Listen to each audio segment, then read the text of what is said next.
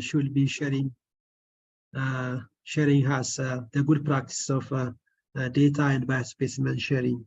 So Dr. Yimtu, this is your stage. Okay, thank you. Hello, everyone. I'll put off my video so that I don't have any problem with the connection, just to say hi. So thank you, Dr. Solomon, for the introduction. So as was mentioned, today we're about ethical issues in data and biospecimen sharing. And this is one of our monthly RB seminars. So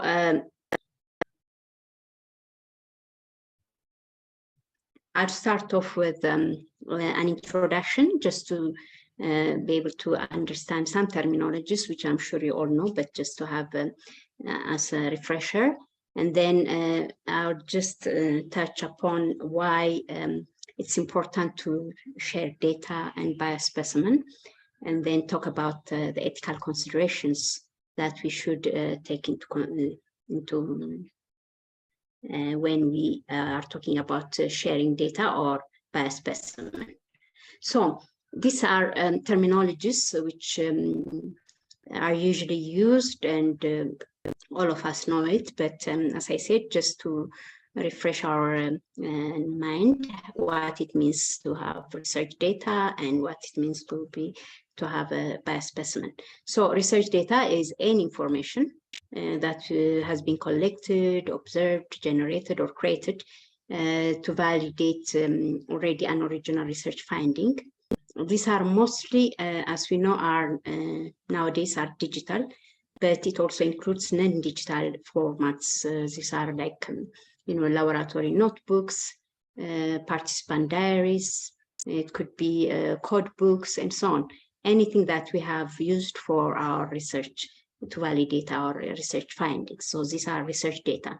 And in some definitions, they also include biospecimen between biological specimens within research data.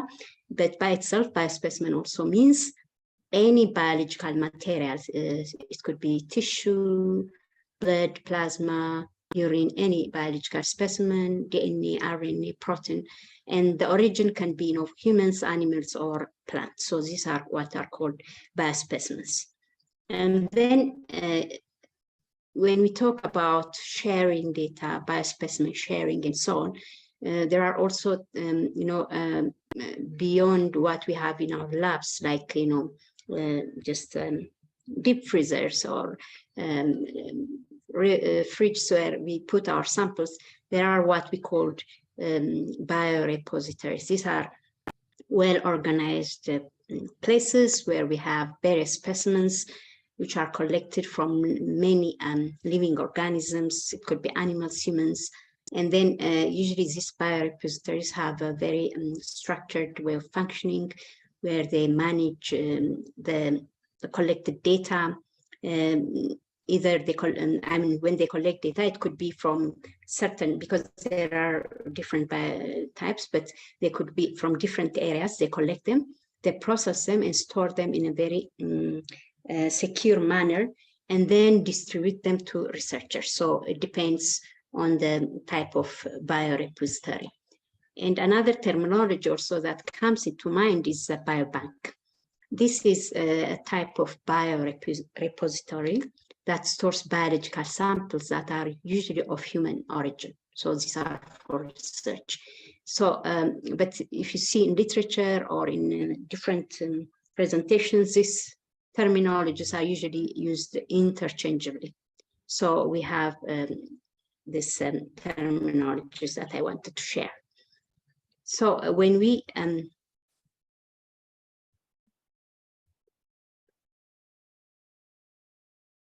I wanted to start off with what the value of data and biospecimen sharing is, because as you know, nowadays we are more prone. I mean, there is a lot of advocacy for open science, data sharing, and then usually funders and others require that you have a data management, data sharing plan in your proposals and so on. And the value of data sharing has been shown in different contexts to have really a justification. It could be, ethical, social, financial justification for data and specimen sharing. One of the things that usually come into mind is that it's essential in scientific research. So for developing new knowledge, because when we have an initial research and we share our data or we share our biospecimen for further analysis, we are generating new knowledge. And then this data that have been generated from different sources can be combined, they can be compared, and then especially if we have research that has been done in different sites, like multiple trials, they could be they could come together and then could extend to further scientific discoveries, such as diagnostic tests, therapeutics, and so on. So these are some of the justification that are put into data sharing and biospecimen sharing also. And then there might be conclusions, there might be already research outputs, but when we look at them, they might need to be re-examined and verified. So this leads also to improving accuracy of data. So other groups of researchers might look at certain data that has been published, and then they can re-examine them and verify them too. And then it also leads to strengthening mutually beneficial collaborative work.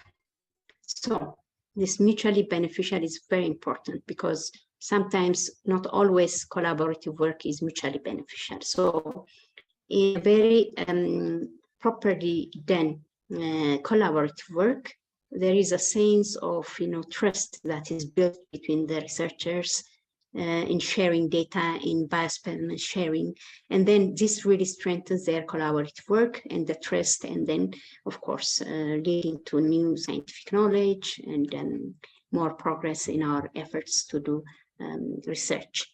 And then another ethical issue that is raised in the value of data sharing is that we increase the utility of the data participants that they have provided already. For example, if they have given certain samples to an initial study, and then during this data sharing, biospecimen sharing, and doing further studies, we really increase the utility, the impact of the data that has been shared by these participants, and also increase the value of their contribution.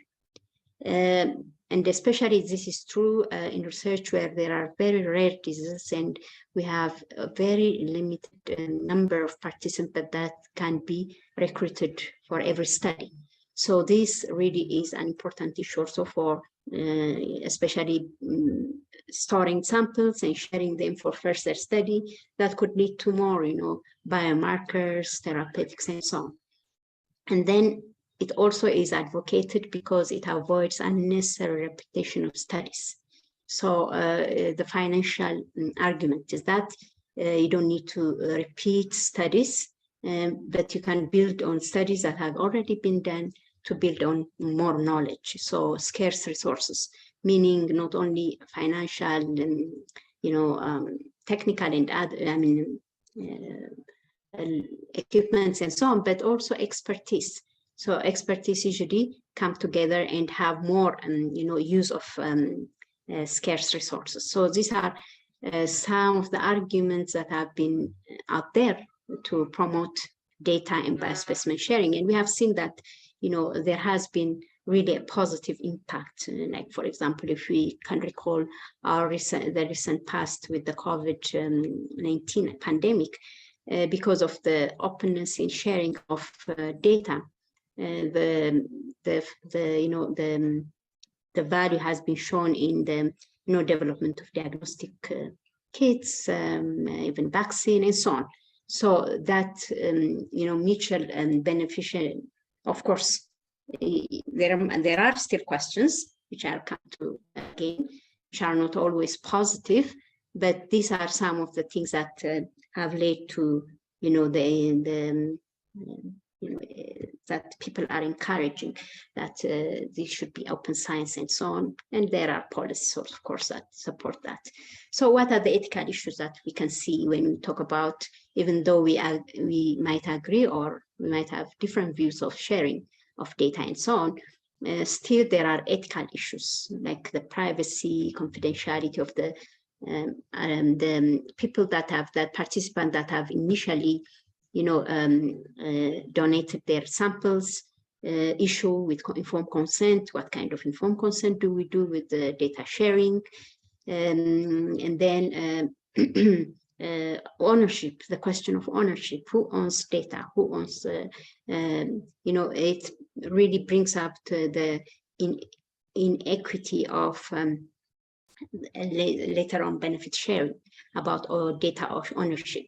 And then also data misrepresentation, because initially what has been collected at one site, at one community, when it's shared with another community which does not understand the context of that, the community that has really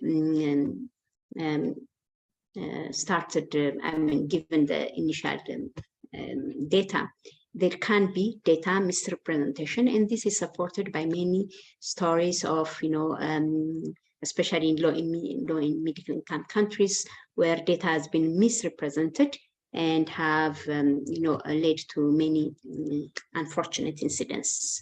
And then uneven global distribution of resources and skills, because when we talk about sharing, usually because we don't have the resources and the skills required, we usually ship samples. So that is also an ethical issue that should be, that is always questioned when during this data sharing, biospecimen sharing, because even when we talk about biobanks, where there are samples that have been stored that can be shared by different people, different researchers, studies that have been done like in low and middle income countries in Thailand and so on, have shown that mostly those researchers that ask for reuse of samples that are more of high income countries, because they have the resources and the skills. So this is the inequity between the researchers also. And then benefit sharing. What happens in the long run down the road when there is some benefit from the data or specimen that has originated from a community, who gets the benefit of that result? So these are some of the ethical issues that really come up. And of course, this kind of things need a lot of, governance, knowing what to share, how to share, what to return, what kind of benefit we can ensure to the community. So on a global scale, this standard of governance are inconsistent, and sometimes they are missing in many countries.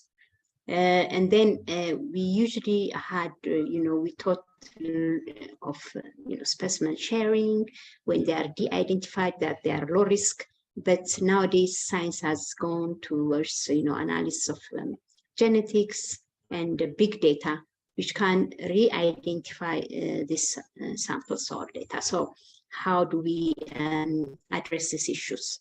And then, like I mentioned earlier, the financial limitations in low income and middle income countries really limit regulatory oversight. So they leave institutions, populations vulnerable to exploitation, regardless of the risk level of the study.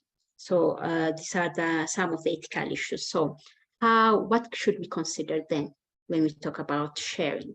Because I'm sure most of us have worked with collaborative studies, and there is a need to share our samples or data and so on.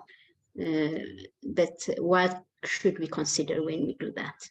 Because one very important issue is informed consent.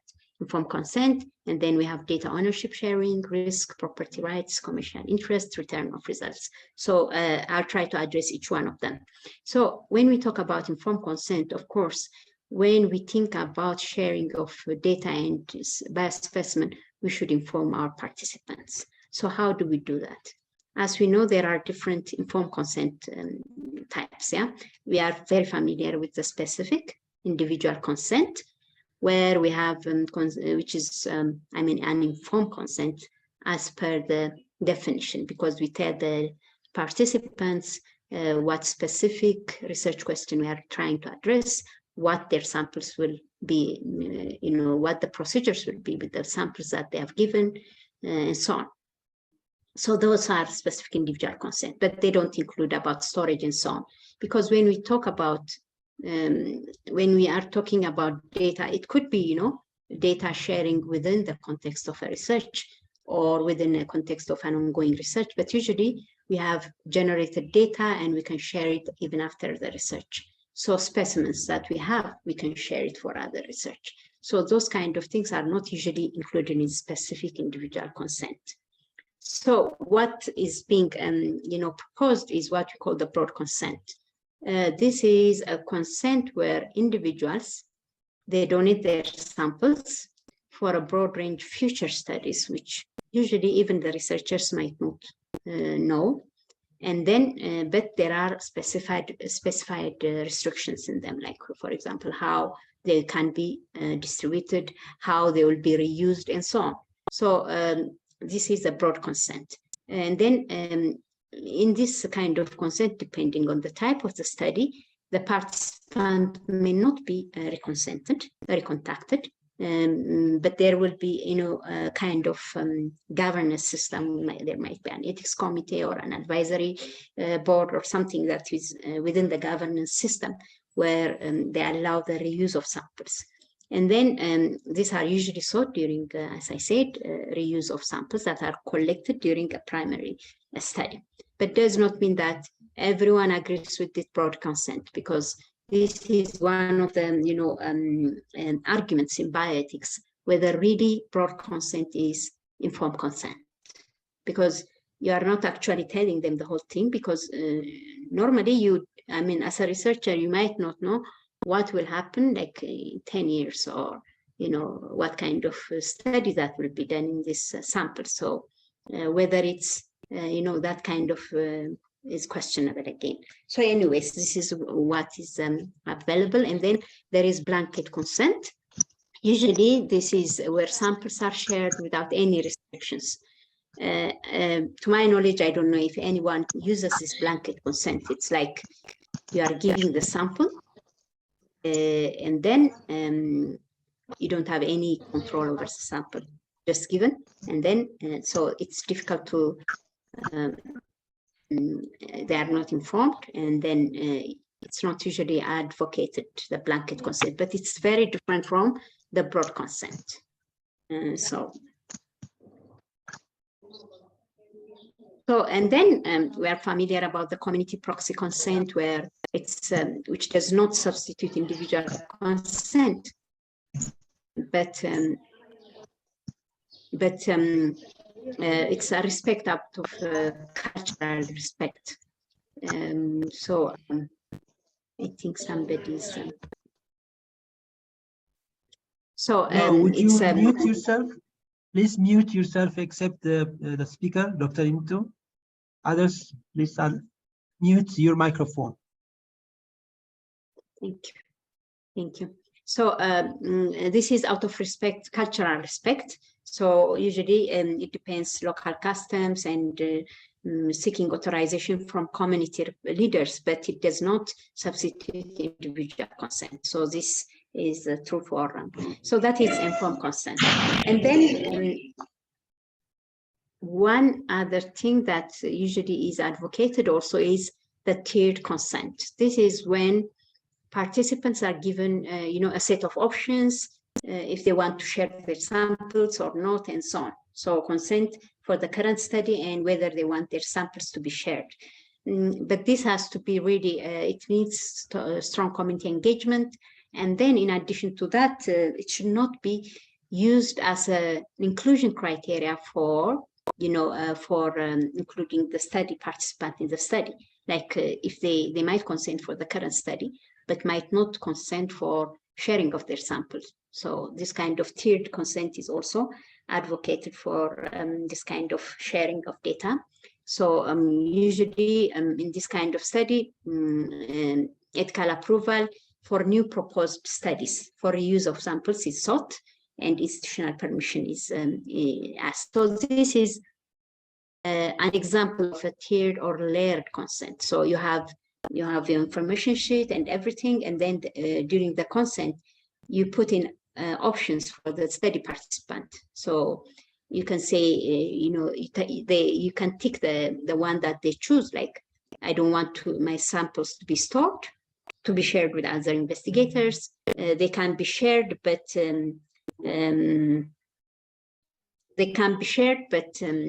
my sample may be shared for research or with other investigators in any field. So this is what we call the tiered info or layered consent option. So this is some of the consent form that is used by some researchers. Sorry. Okay, so then the other ethical consideration is sample and data ownership.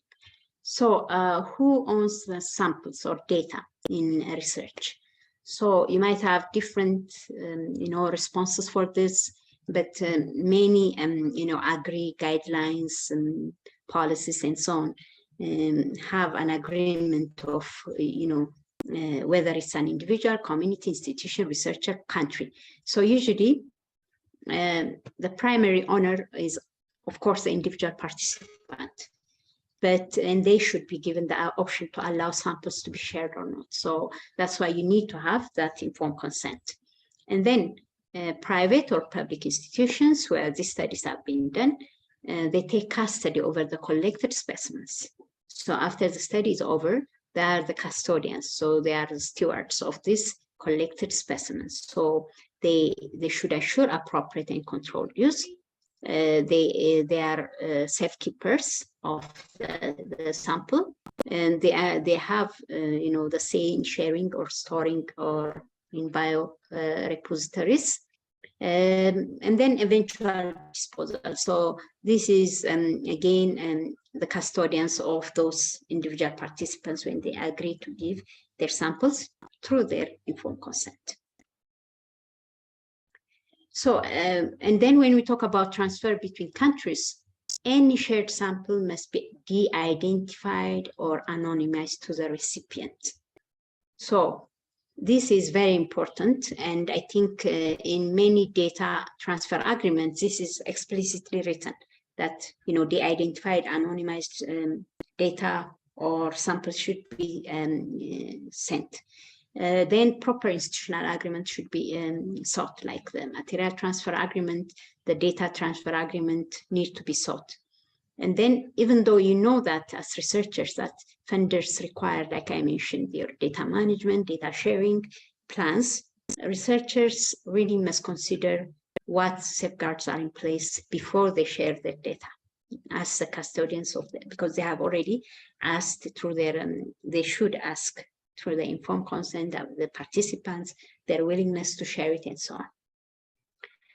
So the other is proprietary, commercial, or other benefits, because you have to think even beyond, the current study. So whether there will be joint ownership of intellectual property, employment opportunities, access to products and technologies, financial and monetary benefits, other potential benefits. All these are. It doesn't mean that every study that is data shared or biospecimen shared will have intellectual property issues, but those which should have this kind of considerations. And again, some studies will end up with commercial interest. So, a benefit, whether there is potential for exploitation. So who should benefit if a profitable invention arises out of genomic research, for example? Because these are sometimes which have happened, which have been happening in Africa and still are said to happen, that there are potential for exploitation in this kind of things. For example, we have possible outcomes. with this kind of sharing, like use of samples for commercial gain without donor knowledge, selling of assets of a commercial biobank without benefits to donors. So, for example, this use of samples for a commercial gain, it's I think when was it in 2000 something. It's about F, as you remember. Yeah, F was started with a collaborative study between Ethiopian institutions and Dutch institutions. So in the end, they patented F, I don't know which part, but they patented it. And then they were having commercial gain without donor knowledge. I mean, they cut off their communication, and then there was litigation. I mean, they went to court and so on and so forth. This has been resolved in 2019. But these are some kind of things that can happen, not only in human samples that have been taken from human origin, but plants, animals, and so on. And then when we have a commercial biobank, they might be selling assets without benefit to donors. So this is especially true when we talk about low and middle income countries where we don't have the resources and so on. So these are very gray areas, as I said, and poorly defined internationally. And then a return of results. This is especially true in genetic study, because in genetic study, there are, issues that should be addressed, like whether, you return the results to the initial, the participants, whether it's required, is it permissible, is it forbidden? Those kind of issues have to be clarified. And then, the genetic counseling, report result relating to specific groups like ethnic minorities, community engagement, and so on. Especially when we are dealing with genetic study, these are some of the things that we have to consider deeply. And then potential risks. Of course, there are risks in potential risk, which we cannot see, but there are there. So some of them are breach of privacy and confidentiality. So it can be stigmatization. So especially it might be an individual who has given a biospecimen, but the findings that are further down the line with other research methods and other research reuse of samples might stigmatize a community. These are non-participants, but because they live together in that community, they might be stigmatized. Discrimination can happen also. So because information is disclosed and people are treated differently because they are thought to be at higher risk of inherited disorder, dignitary violation of religious or personal values. For example, if a person for religious reasons is against termination of pregnancy, but the sample that they have given is used for research related to termination of pregnancy. So these are potential risks. An example of an actual risk that has happened is especially now during, that's another issue. So when we talk about data sharing during public health emergencies, what happened in, the risk that happened in this, because I mentioned that it was valuable during COVID, but also there was a risk that was associated with sharing of, free sharing of data. As you recall, one of the Omicron variants was discovered first in South Africa. And then when they shared the genomic sequencing data for Omicron, and it was announced from South Africa, there was, ban of suddenly people from Southern Africa were banned for travel. There was scientific, economic, moral impact because of that, free sharing of data and samples. So it can have this kind of potential risks when we talk about data sharing. So this is one viewpoint that has been written in regards to the Omicron variant. So what do guidelines say? So we have COMS, one of the guidelines, where we have, with it stresses that there should be a governance system, and then that it talks about that broad informed consent or specific consent should be given, and then there should be an opt-out procedure where a participant would be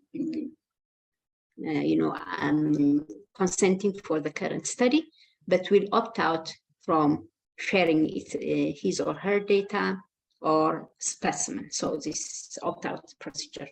So this kind of, but it needs proper management and proper governance. So coming to our setting, and our National Research Ethics Review Technical Guideline, which is now launched in 2022-23, has a section on data sharing. It has a section also on biobanking and data sharing. And you'll find that on page 61, where it says, collaborating research partners shall agree on appropriate data access and use of rights before commencement of the study, and so on and so forth. And then it talks about also a collaborating research partner shall not transfer data without the written consent of the other partner. So this has happened, like, for example, when you transfer data to some collaborative institution, that collaborating institution might take it and give it to a third party. So this is put there that it has to be with written consent of the other partner, the initial partner. So, and then it needs approval of the National Research Ethics Review Board and the Institutional Review Ethics Review Committees also. And then except for data deposited in public domain repositories, which are open access and not necessarily governed by data sharing agreements. So it has that in place. And then it talks about, of course, the material transfer agreement, which we are very familiar about when those of us who have used to share data or especially biological materials. And then it goes on to say again in another page that ownership of specimens and linked data primarily belongs to the research participant, but institutions would take responsibility and custodianship over collected. So, like I mentioned earlier. And then it talks about storing biological material with linked health-related data, that how quality of materials is controlled, and how privacy of study participants are confidential of the data derived are maintained. So these are things that you can find in the new guideline. The other is we have in the Ministry of Health, we have a National Health Data Access and Sharing Guideline, which came out in 2020, I think, yeah. So this is also the National Health Data Access Sharing, which also puts in place how we, because it's good to know about this also, because those of us working with hospital patients, I mean, in hospital setting and so on, should be aware how we use the health data access and sharing guidelines should be. We should be familiar of how we use it for research, because it puts in there how it is shared, how the research is also there. And we have also a data repository sharing and use policy at Addis Ababa University, which also is in 2020, and also is available also for how we do, because nowadays I think also already there is action that data is a data repository, at least for students, where they have to have their data put in the data repository, and the sharing and user policy is in this document. So there are also other proclamation on access to genetic resources. This is more of how, especially concerning data with genetic resources, Ethiopian proclamation. So I have to go fast on this one because I think time is going. And then there are also global experiences where we have general data protection policy, especially the GDPR. The EU is a very strong data protection policy, and others which are also available for other countries. And then there is one interesting recommendation, which is based on from AISA, which is an initiative of the African Academy of Science. It has a recommendation for data and biospecimen governance in Africa, where it has put interesting ideas for us to read also, because it talks about Africa in the context of Africa. And then it has put a team of experts and come up with recommendations to facilitate the ethical use and reuse of data and biospecimen.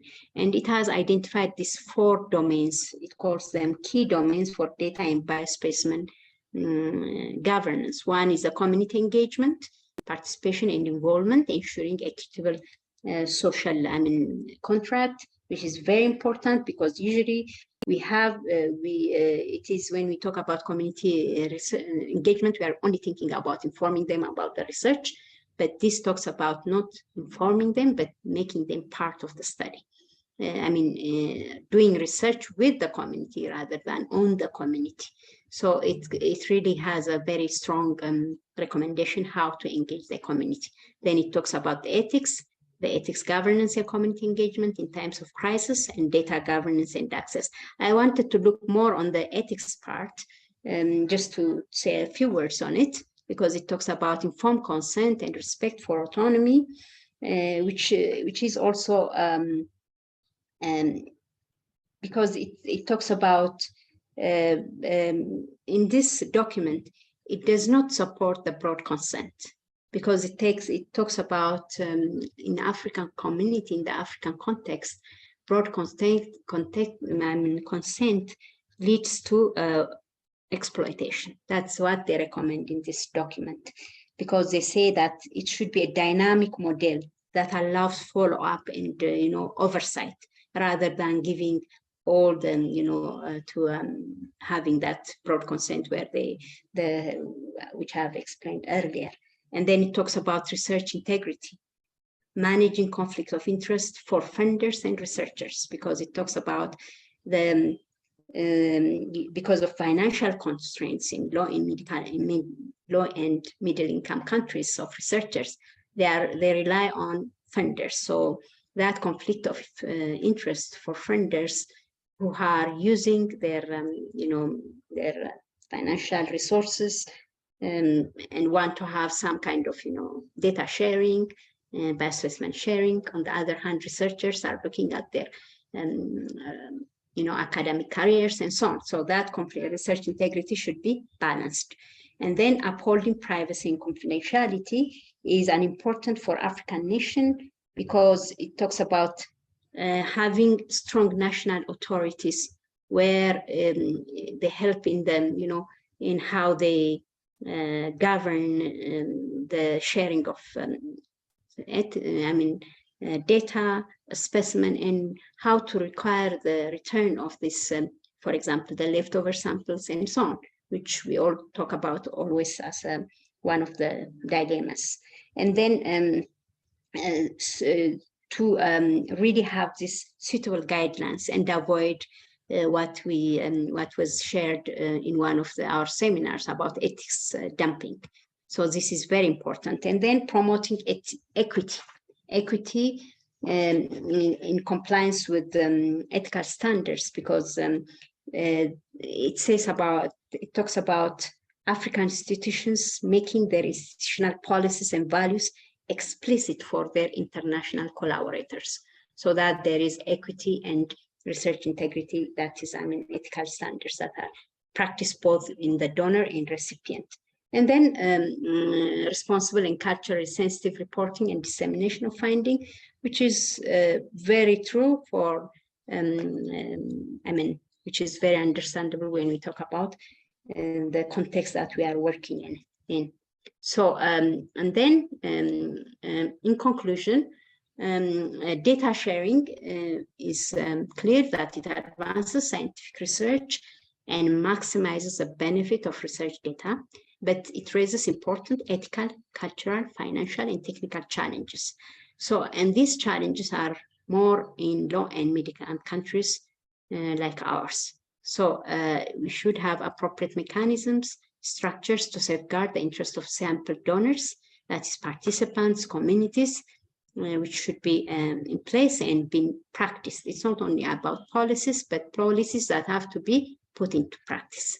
And then importance of local capacity building, be it in technical capacity, in governance capacity, and in so many ways. So these are so that will be self-sufficient. It doesn't mean that building local capacity does not preclude, does not mean that we don't share samples, because we know that sharing scientific knowledge globally is important because it comes back to us, the benefit and so on. But having our local capacity built so that we don't always export, but can do things here also, but share it when it's needed. So, and then also we can request also to share data from other countries to do it here. So in that way, not to stop data sharing. So these are the references that I used. And thank you so much. I hope I haven't taken too much time. Okay, thank you, Dr. Yimtu, for your nice presentation.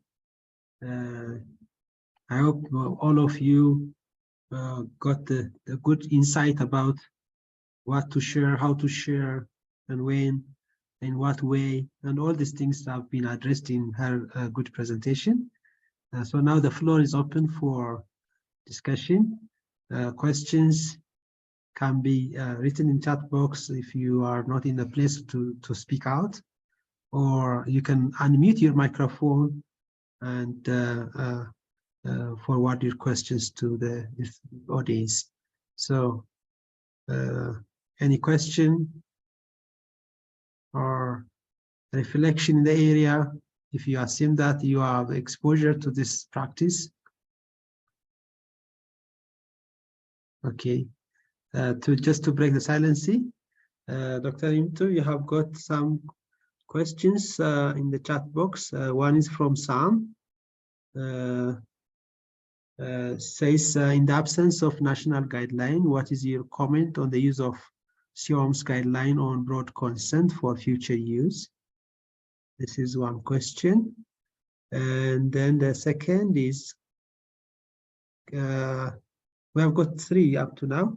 The second is from Dr. Adamu. What are your recommendations for biobanks in handling specimens in view of the ethical challenges, especially in low and middle income countries such as Ethiopia? One challenge is the difference in grid lines across countries between North and South countries in NS collaborative research. And the third is from Badaso, he says, what are your thoughts and recommendations regarding informed consent when the participants are children or children who can't make decisions by themselves, or participants who have disabilities? So you can start reflecting on these 3 points, and meanwhile we can have also more questions from audience. Dr. Yimtu? Thank you for the important questions. If I start with the first one, it says in the absence of national guideline on broad consent, and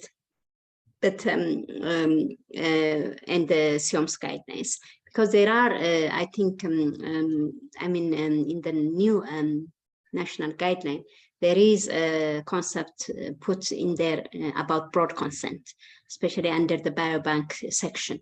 It talks about broad consent, but like I said, even though it's in the national guideline, the practice should be, context driven. Because what I understood also from my readings, especially on the African context, there are always in bioethics, as I said, there is a debate on whether it's really applicable in the context of all research. So it will depend on what type of research it is. And then, of course, when you talk about broad consent, there are certain restrictions. You can ask for future study, but the fact that, for me, at least there is some kind of protections there, because, again, when you talk about reuse of samples, when you want to write a new proposal, even though the participants have agreed in your broad consent and it has been approved and you have done your research, in the next study, there will be also another review, because there will be a new study. So there will be another, oversight system. So that makes it a little bit better. But in the new guideline also, it has been in the new guideline about broad consent. Okay. Thank you, So, Dr. Into. I hope it's well addressed in the new guideline. I hope so. Yeah. Yeah. The next question from Dr. Adam was, can you read it? Because I thought, let me put my, let me read it chat for box. you. Yeah. What are your recommendations for biobanks in handling specimens in view of the ethical challenges, especially in low and middle income countries such as Ethiopia? Okay. Okay. Yeah, that's very important. I think biobank, we should have a biobank, I think. That's one thing. But in handling it in a way that, because when we talk about biobank, it's very different, as we know, like in storage of samples. So it has to have a very good governance system in a way that, because some of the biobanks have a very good structure, like they have, for example, an advisory board and an ethics committee, sort of, and this kind of governance system. But when we talk about in low-income countries like ours, it's very challenging, because it needs resources. It needs resources to do all these things, to be able to have this kind of a good governance system where we are very sure, because when we talk about biobank, they collect samples. They don't just store them, they process them and then store them in a very secure way. And then they have a policy of how to share. So, but in spite of all those challenges, what I feel is that we have to start somehow. And then we try to address the challenges as they come, because it's very difficult. That's why it's thought to be, when we talk about biobanking, we are left behind because of our resource limitation. But somehow starting things is very important to address issues, I think. Thank you, Dr. Intel. I hope I have answered your question, Damu, but you can also comment on it. Okay. So, okay, we have the third point from... Yeah, about children, yeah? Yeah, children and people with disability. Okay, so this is a general question. I think it's not only about sharing, but I think it's a general question of informed consent, yeah?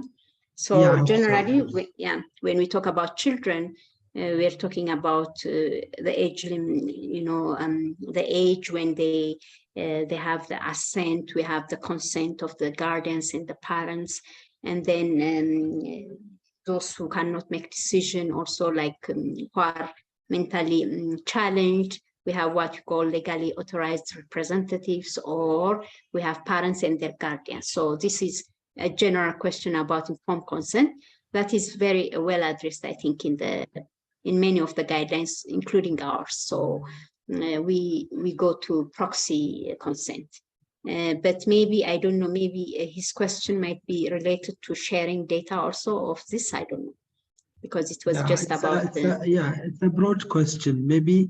Yeah. But also if you have access, you can, a little bit elaborate your question. Is it specific to the today's section or discussion, or any other? But also maybe is okay. In general, you addressed this point very well, Dr. Into, because this is a broad question we usually expect proxy consent and also assent in some age groups. Yeah, thank you. Yeah. I see one question. I saw one question about MTA. Okay, down in the I'm finding Ijugu. Okay. What is the national position regarding data and biospecimen sharing?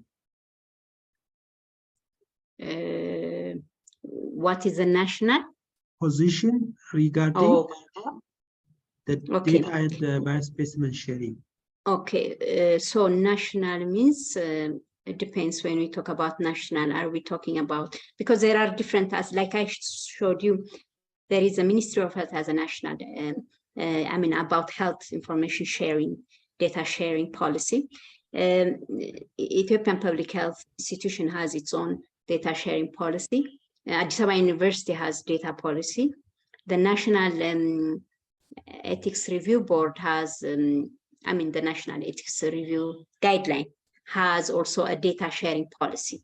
So most of them are open to open data sharing, but they put in safeguards how to share it. Like I said, you know, the proper informed consent, confidentiality, privacy of the participants, benefit sharing, and so on. There are detailed in each one of them.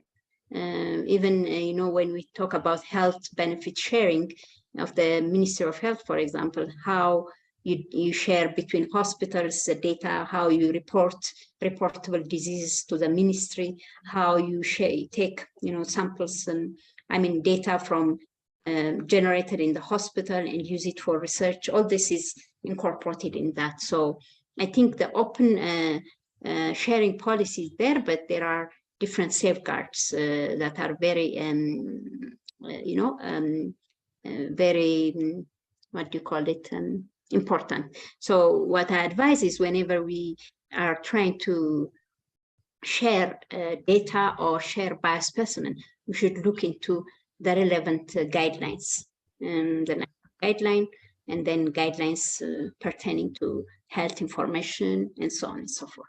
And then when we come to Addis Ababa University, our data sharing policy also is there. Yeah, thank you, Dr. Yimtu. In line with that, the same person also asked, what is the current practice about MTA in Ethiopia? Okay, so MTA, to my knowledge, when you want, I mean, in our IRB also, we know that when you are planning to share specimen with other collaborative institutions like outside of Ethiopia, you have to have an MTA, which is usually approved by the National Review Board. Of course, it has to be institutional, and Review Board also has to review ethics committee, and our name is changed. So that has to approve it, but also the national in the end approves it. So it is approved at that level, but the MTA is available on the national guideline. It's annexed, so you have to have, you know, signed by both the donor and the recipient, and there are clauses inside there where it talks about how benefits are shared, what kind of things. So it's practiced, as far as I know, very well. So you have to use it. Okay, thank you, Dr. Yimtu. Many questions are flocky. The other one is, which one do you recommend for biobanks, broad or tiered consent? Okay, that's a difficult question because you know, many, for example, there are studies that have been done. Again, one paper in Thailand, the other one that I saw, where they have interviewed different biobanks, what kind of consent they use. So it's very different. Some of them use broad consent, some use tiered consent, and so on. So it's not uniform. It seems like the world is not really in agreement, final agreement, because as I said, there is debate. There are people who are for broad consent that, you know, the only thing that I don't know, I have never come across is anyone advocating for a blanket consent. But broad consent when we come to our context, I think it should be also contextualized depending on the type of study, because not all studies are, at that level that they will lead to exploitation. So, and that's kind of things. But the other thing is, again, maybe I'm contradicting myself, but it's something that we usually talk about, because when we talk about informed consent, even the word informed is there. So in broad consent, it's not actually informed, fully informed, because as a researcher also, you are not informed because you are keeping the samples for many years when we talk about biobank. So like in 20 years, we don't know what kind of study would be required, which would lead also, to breakthroughs, which are very, valuable, which have this kind of thing. So it depends. So I think it has to be contextualized to the study area, the study, area of, in question and so on. So I think that is what I can say on this subject. Okay. Thank you, Dr. Yimtu. We have got also some more from Ephraim Mequanente, I think. What is the role of investigators in data sharing? For data which are sharing currently, have we really got consent from participants? I think the second one is the practice, is questioning the practice. Yeah, another interesting question.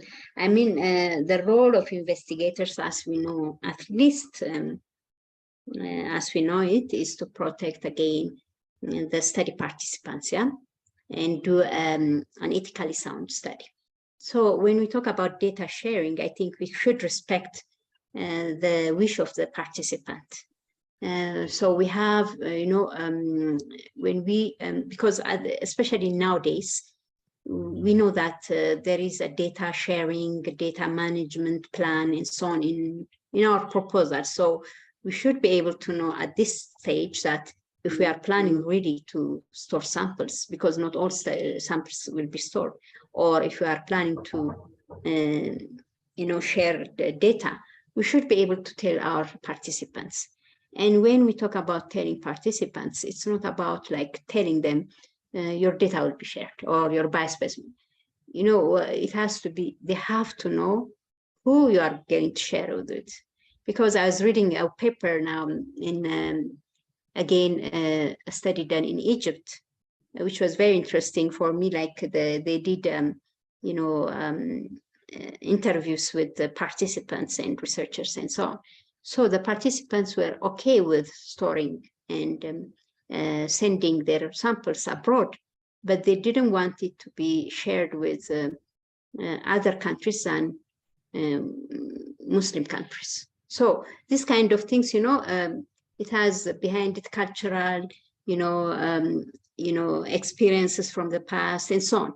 So the participants need to know who you are sharing it with, where it's going to be stored or being used, and so on.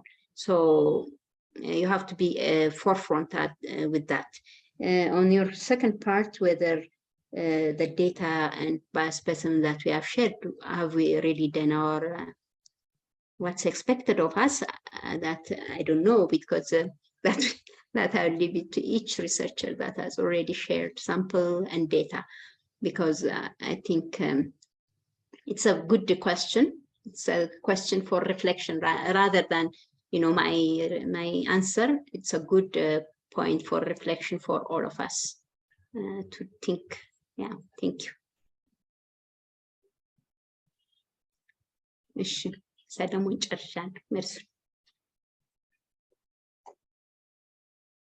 Dr. Salomon, you are mute if you are speaking. Sorry, it was on mute. Thank you, Dr. Okay. We have got also questions from another participant. Is there any legislation to solve any argument regarding biosamples during the rise of conflict? Legislation or legal support? Yeah, that's very important, because if you In look line at with that, Dr. Yimtu, maybe yeah. you can have you can also say something about data sharing agreement, just like MTA. There's a data sharing agreement for each type of studies. Yeah, thank you. So these public health emergencies have brought about, again, new ethical challenge, because especially in COVID, a lot has been learned. Not only COVID, there is a story also during Ebola outbreak. I'm sure you have heard of it in the first outbreak when it was in Sierra Leone in Liberia. Samples were shipped out without the consent of participants, because when there is an epidemic, it's like, we remember, during COVID, everyone was, trying to make things very expedited, but sometimes you forget the ethical issues. So at that time, many samples were shipped without the consent of participants and stored in biobanks abroad. And what happened is, even during, the Ebola outbreak, the biobanks were even refusing access to the researchers in Liberia and Sierra Leone, and so on and so forth. So that was a big ethical dilemma. And then COVID came. And again, during COVID, there was a lot of ethical issues that were, again, came out. And people were asking to have specific guidelines during COVID. Not during COVID, but during public health emergencies. So there are different recommendations that have come out because of the data sharing policy and so on, because the advantage is very obvious. We have seen during COVID how good it was when there was an open policy of sharing, even, sharing the genetic the sequence of the virus, how fast they were able to do, diagnostics, vaccine, and so on. So, but in spite of that, there were, the benefits of how, even in South Africa, there was a dilemma of, because they were participating in a clinical trial for a vaccine, and then when the vaccine was available, the price was not, low enough for them. So another ethical issue. So this kind of things, but I think there are other guidelines, but even the one that I showed you about the ESA recommendation, they talk about guidelines, how during public health emergencies, how it should be done. So I don't have a specific guideline for you now, but in that one, in that paper also there is. Okay. Thank you, Dr. Yimtu. I think all the questions were forwarded seriously, and maybe this is the last one. Yeah, actually, it's not related to data sharing policy and the like, but it's more technical. Question of choosing the cloud-based server versus local server for data storage. Which one is preferable, or which one is recommended? The presenter, the participant, just give us. Want to hear from from you about which one is best. Is there any restriction in terms of server type for data storage? Yeah, I think. It depends on the security of the server. I think whether it's local or when it's a cloud, because I think being on the cloud does not make it open to all. So I think it's security that they put in, which I'm not an expert on, but the IT people can explain more. Yeah. So some